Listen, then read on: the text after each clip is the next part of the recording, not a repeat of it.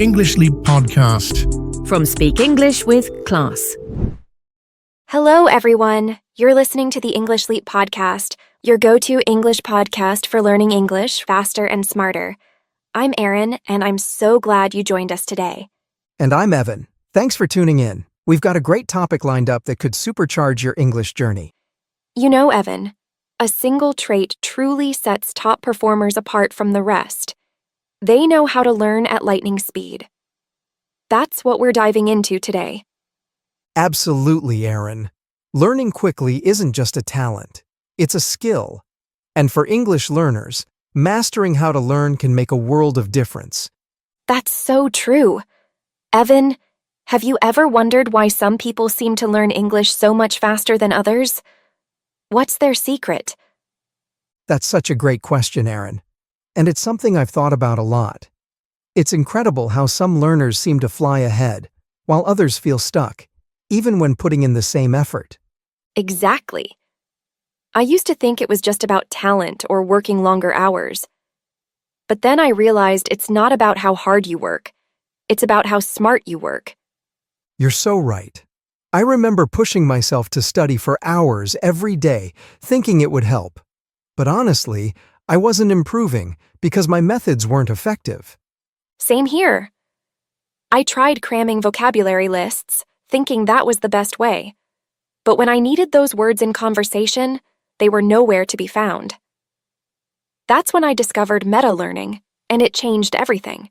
That's right. Meta-learning is like unlocking a cheat code. It's all about understanding how to learn so you can make the most of your efforts and get results faster. And speaking of learning faster, Krystal will join us at the end to guide you through a calm and clear breakdown of the most important words we used today. Yep. It's like a slow, gentle review to help you not just hear the words, but feel them, repeat them, and remember them. So if you've ever finished a podcast and thought, wait, what did that word mean again? Stay with us. Krystal's got you covered. Plus, we've created a free PDF with the full transcript, grammar and comprehension questions, and even some reflection prompts to help you lock in everything you've learned. Yes! It's perfect for following along or reviewing later. You'll find the link right in the description. So, no more waiting. Let's build that faster, smarter learning mindset right now. All right then. Evan, let me ask you this. Have you ever tried walking through a dense forest with no trail in sight? Oh, absolutely. It's hard work. You're pushing through branches and stumbling over roots. Exactly. That's what your brain feels like when you're learning something new. It's like carving out a path in that forest for the very first time. Every time you practice, you're clearing that path, making it a little easier to travel.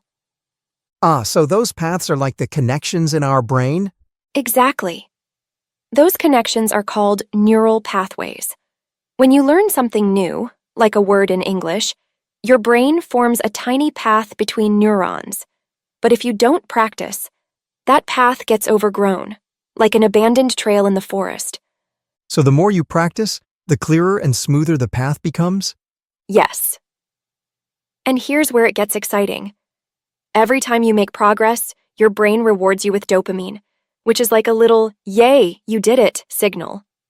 It's like when you're playing a video game and you complete a level or achieve a milestone. That reward motivates you to keep going, right? Oh, totally.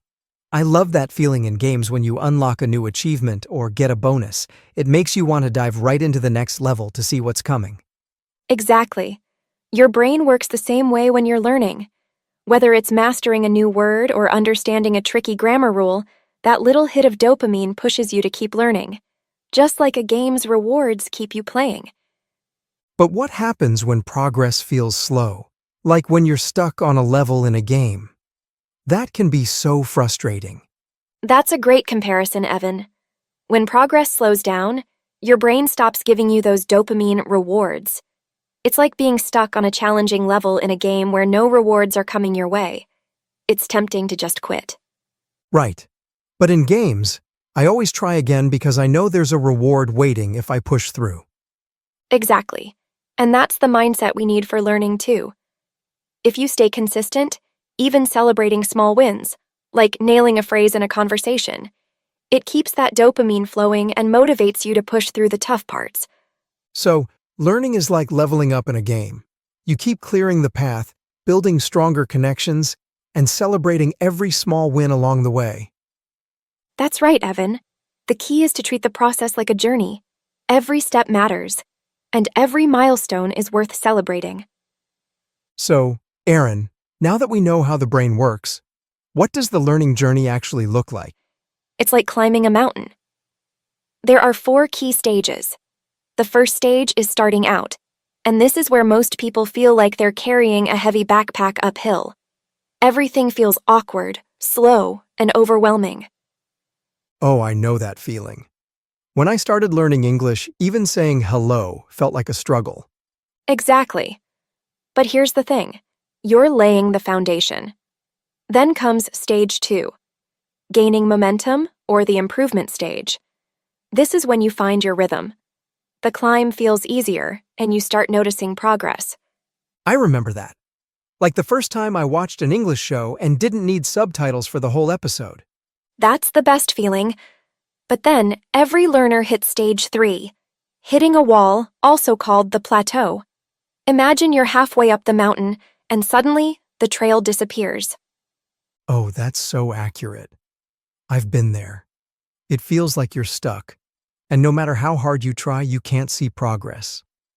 It's tough, but this is the make or break stage. If you push through, you'll reach stage 4, reaching milestones, or the success stage. This is where you get to the top of the mountain and enjoy the view. That's such a great metaphor. But that plateau stage, the wall, can really knock you down. It can. But the good news is, there are ways to push through. And that's what we'll talk about next. Staying motivated when the climb feels impossible. So, Aaron, let's be honest.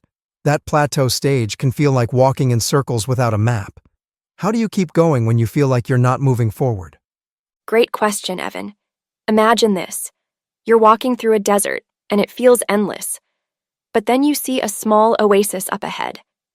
That's what motivation is, those small wins that keep you going. I like that. So how do we find those oases when learning English? The first step is to focus on your why. Why are you learning English? Is it to get a better job, travel confidently, or connect with people? That's your guiding star. That's so true. I always think about how much easier it'll be to chat with friends abroad or feel confident ordering food in a foreign country. Exactly. And the second step is to celebrate small wins. It's like marking checkpoints on your journey. Did you finish a short conversation? Great. Did you learn 5 new words today? Fantastic. That's a great point. Sometimes we focus so much on the big goal, we forget to celebrate the progress we're actually making. Exactly. Another way to stay motivated is to change your scenery. If you're bored, try something new. Join a conversation group, watch a different type of show, or even learn through music. I've done that. Listening to English songs helped me pick up slang and pronunciation in a fun way. That's a great example, Evan. And finally, don't be afraid to take breaks. Rest is like recharging your battery. It gives your brain time to process and absorb what you've learned. So, to everyone listening, remember, the journey might feel long, but every small step counts. Stay patient, celebrate the little things, and keep your why in mind. Exactly, Evan. Learning English is a journey, and every step, no matter how small, gets you closer to the finish line. All right, Evan, let's dive into some practical strategies for learning faster and smarter. These methods can truly transform how you approach learning English. Absolutely, Aaron. I'm all for strategies that save time and deliver results. So, where do we start? Let's start with the 80-20 principle. It's simple. 80% of your results come from 20% of your efforts. So, instead of spreading myself thin, I should focus on the few things that give the biggest results? Exactly. Think about vocabulary, for example. Instead of learning 10,000 random words, focus on the most common 1,000 words used in daily conversations. Those will cover the majority of what you'll encounter. That makes so much sense. It's like in cooking. Mastering basic techniques can help you make almost any dish. Exactly. Focus your energy on the essentials, and the rest will fall into place. I've heard a lot about journaling. How does it actually help with learning faster? Journaling helps you stay aligned with your purpose. Ask yourself, why am I learning English? What's my goal? Maybe it's to travel, get a new job, or connect with people. Writing it down reminds you why it's worth the effort. That's so true. When I think about having easy conversations with friends abroad, it keeps me motivated. Exactly. It's like setting a compass for your learning journey. It keeps you on track and focused. Okay, Evan, have you ever learned something new, felt excited about it, but then completely forgot it the next day? Oh, so many times. It's like cramming for a test and then waking up the next day with a blank mind. Exactly. That happens because when you first learn something, it's stored in your short-term memory. Think of short-term memory like a notepad.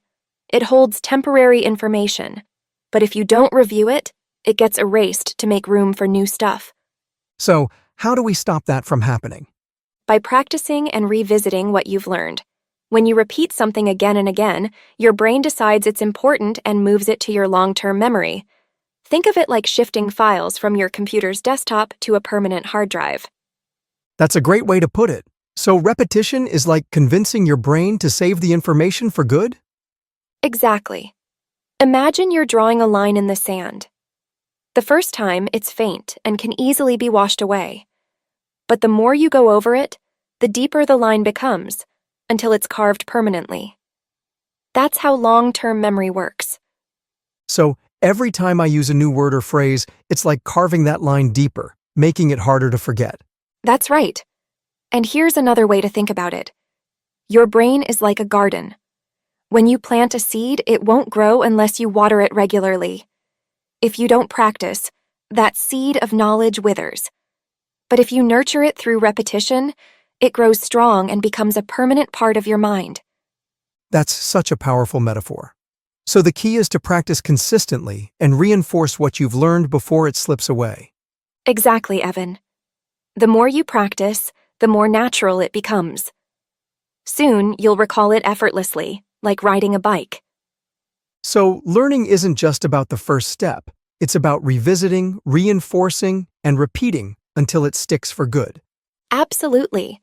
That's how you take what starts as short-term memory and transform it into lasting knowledge that you can use anytime, anywhere. I've noticed that feedback makes a huge difference.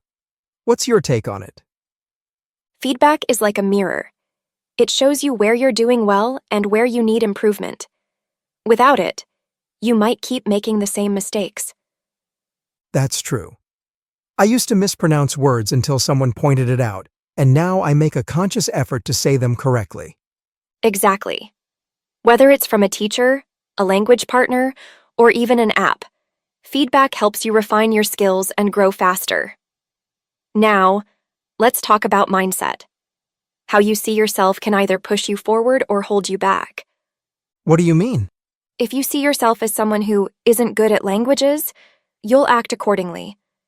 But if you start identifying as a confident English learner, your actions will reflect that belief. It's like telling yourself, I'm a runner, even if you're just starting out. It changes how you approach it. Exactly. Shift your mindset, and the results will follow. What about those moments when learning feels really hard? That's a sign of growth, Evan. Think of it like working out. Your muscles feel sore because they're getting stronger. So, the struggle means I'm making progress? Exactly. Embrace the discomfort. It's proof that you're challenging yourself and getting better. Wow, Aaron, we've covered so much already. From how the brain works during learning to the stages of growth and staying motivated, it's been such an insightful discussion. Absolutely, Evan. But before we move forward, let's take a quick pause to dive into some key vocabulary from today's episode. And who better to help us than our vocabulary expert, Krystal? Take it away, Krystal. Hey, Aaron, thanks. Hi, friends, it's Krystal, and it's time to slow things down. Let's gently go over some of the most powerful words from today's episode. You'll hear them, say them, and feel them stick. Let's begin. Supercharge. To supercharge means to give something extra power, to boost it quickly. Example, adding a short morning walk can supercharge your focus for the day. Repeat after me. Adding a short morning walk can supercharge your focus for the day. That's a strong start. Now here's a softer one. Trait. A trait is a personal quality, something that shows who you are. Example, patience is an important trait for any good teacher. Say it with me. Patience is an important trait for any good teacher. Let's keep going. Next, we have a smart one. Meta-learning. Meta-learning means learning how to learn. It's like discovering the best study method for your own brain.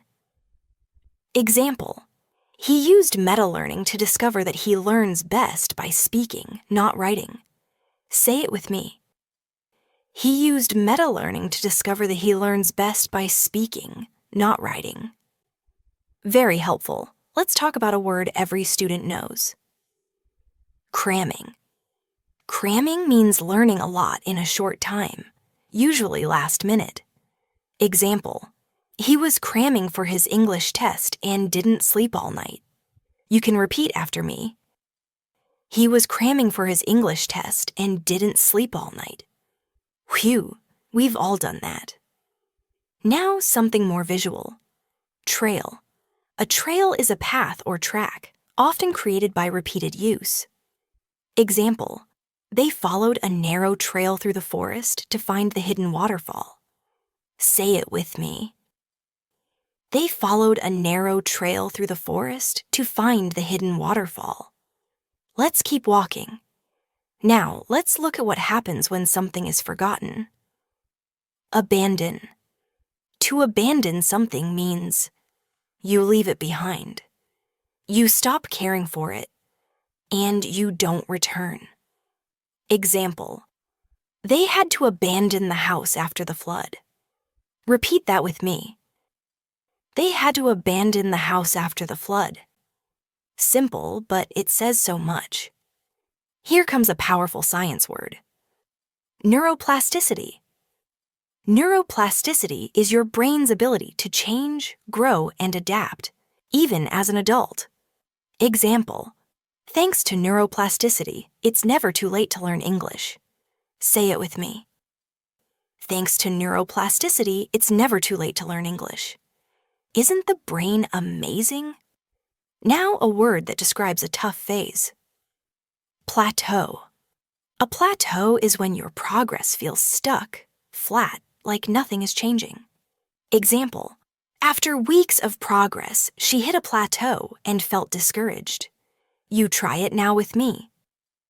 After weeks of progress, she hit a plateau and felt discouraged. Don't worry, it's just a pause, not the end. Let's pick up speed again. Momentum.